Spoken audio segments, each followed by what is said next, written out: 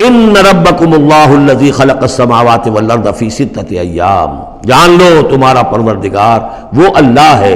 جس نے پیدا کیے آسمان اور زمین 6 دنوں میں، ثم استوى علی العرش،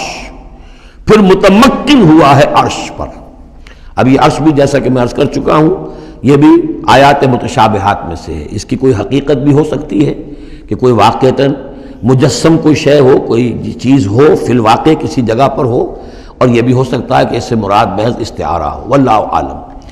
عالم غیب کی یہ ساری خبریں جو ہیں، یہ میں نے جیسا کہ عرض کیا یہ مستقل طور پر یہ تو آیات متشابہات ہی میں رہیں گی، یہ تو عالم آخرت میں داخل ہونے کے بعد ہی اس کے حقائق منکشف ہوں گے۔ البتہ جو سائنٹیفک فنومینا وغیرہ ہیں ان کے بارے میں تدریجاً بعض آیات متشابہات جو ہیں وہ اب محکمات کی شکل اختیار کر چکی ہیں، بعد اور کر لیں گی، واللہ عالم۔ یغشی اللیل النہار، وہ ڈھانپ دیتا ہے رات کو دن پر، یا رات کو ڈھانپ دیتا ہے دن سے، یطلبہ حثیثاً، اور وہ اس کے پیچھے لگا ہوا آتا دوڑتا ہوا، دن رات کے پیچھے رات دن کے پیچھے، والشمس والقمر، اور سورج کو پیدا کیا اس نے اور چاند کو، والنجوم، اور ستاروں کو، مسخرات بامرہ، اور یہ سب کے سب اس کے حکم سے اپنے اپنے کاموں میں لگے ہوئے ہیں، مسخر ہیں، جو بھی قاعدہ قانون ہے اس کی اطاعت کر رہے ہیں۔ الا لہ الخلق والامر، آگاہ ہو جاؤ اسی کے لیے ہے خلق اور اسی کے لیے ہے امر۔ یہ آیت جو ہے اس کے 2 مفہوم ذہن میں رکھیے، ایک تو ہے جو بہت سادہ ہے، سطحی مفہوم ہے، وہ بھی درست ہے کہ ایک ہے تخلیق اور ایک ہے پھر اللہ کا حکم، کائنات اس نے بنائی اور اب اس کا حکم ہے یہ کرو یہ نہ کرو، یہ اوامر ہے یہ نواہی ہے یہ شریعت ہے۔ لیکن اس کا ایک گہرا مفہوم بھی ہے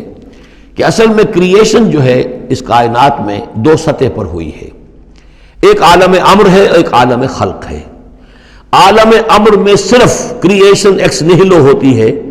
عدم محض سے تخلیق، اور اس میں ٹائم فیکٹر بالکل نہیں ہوتا، کن فیکون، کوئی ٹائم فیکٹر نہیں، بغیر کسی مادے کے، بغیر کسی پری ایگزسٹنگ شے کے کچھ پیدا کر دینا اور اس میں کسی ٹائم فیکٹر کا نہ ہونا، یہ عالم امر کا کے خواص ہے۔ عالم خلق میں کسی شے سے دوسری شے بنتی ہے اور اس کے بعد اس میں ٹائم لازمن ہے۔ انسان ہے 9 مہینے رحم مادر کے اندر وہ بچہ رہے گا، 8 مہینے رہے 7 مہینے رہے، بہرحال اسے وقت لگے گا۔ آم کی گٹھلی ہے، اس آم کی گٹھلی کو درخت بننے میں کئی سال لگیں گے۔ آسمان اور زمین کی تخلیق ہوئی ہے 6 دنوں میں، ہمیشہ یہ اس کا ذکر ہوگا، اور ظاہر بات ہے 6 دن وہ ہمارے دن تو نہیں ہے، قرآن مجید میں تو کہہ دیا گیا اللہ کا ایک دن 1000 برس کا بھی ہے، ایک دن 50,000 برس کا بھی ہے، یہ ملینمز بھی ہو سکتے ہیں۔ تو اللہ تعالیٰ نے بنایا ہے آسمان اور زمین کو 6 دنوں میں، تاحال یہ 6 دن ہمارے لیے یہ بھی آیات متشابہات میں سے ہے، لیکن میں سمجھتا ہوں کہ 6 دن اور 7 آسمان یہ تو زیادہ دیر نہیں گزرے گی کہ انشاءاللہ ان کی حقیقت منکشف ہو جائے گی سائنس کی مزید اکتشافات کے ذریعے سے، اور یہ آیات متشابہات کے دائرے سے نکل کر آیات محکمات میں آ جائیں گی۔ لیکن یہ کہ اصل بات جو ہے وہ یہ ہے کہ خلق اور امر، اب امر عالم امر سے متعلق نوٹ کر لیجئے صرف 3 چیزیں ہیں، ارواح انسانی، روح من امرنا، یسألونک عن الروح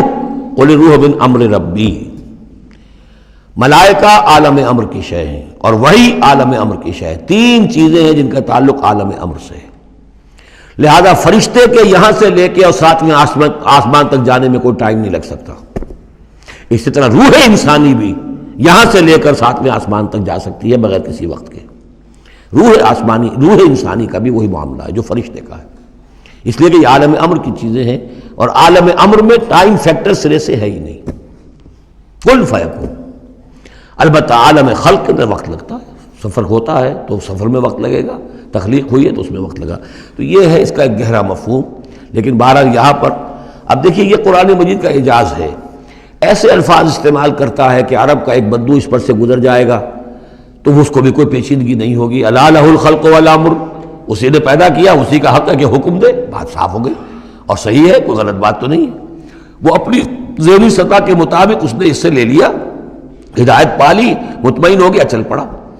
لیکن یہ کہ کوئی شخص فلسفی ہے، حکیم ہے، دانا ہے، وہ غور کرتا ہے، وہ دیکھتا ہے امر کا لفظ قرآن میں کہاں کہاں آیا ہے، کس معنی میں آیا ہے، کس کس جگہ پر آیا ہے، ان کو جوڑتا ہے، جوڑ کر نتیجہ نکالتا ہے، تو معلوم ہوتا ہے کہ یہ تو 2 بالکل ڈسٹنکٹ عالم ہیں ایک دوسرے سے۔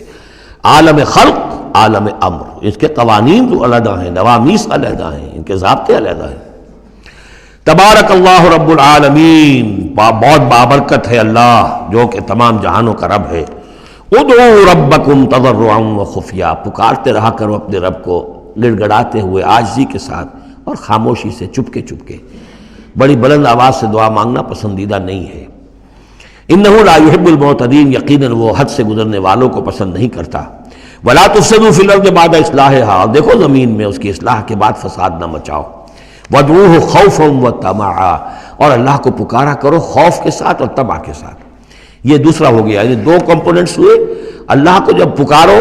تو پہلی دو ڈائمنشنز کیا ہیں کہ پکارو گڑ گڑاتے ہوئے اور چپکے چپکے دل میں، اور دو مزید ڈائمنشنز کیا ہیں، خوف و طمع۔ اللہ کے ساتھ تمہارا معاملہ رہنا چاہیے بین بین، خوف بھی رہے کہ اللہ پکڑ نہ لے، اللہ سزا نہ دے دے، اور اللہ کی مغفرت، اللہ کی رحمت کی امید بھی رہے۔ ما بین الخوف والرجا، رجا امید، خوف خوف کے درمیان، تو خوف و طمع، اللہ کو جب بھی پکارو ان دونوں کے بین بین ہو کر تمہاری کیفیت قلبی اور روحانی ہونی چاہیے۔ ان رحمت اللہ قریب من المحسنین، یقیناً اللہ تعالیٰ کی رحمت جو ہے وہ اہل احسان بندوں کے بہت ہی قریب ہے، بہت نزدیک ہے۔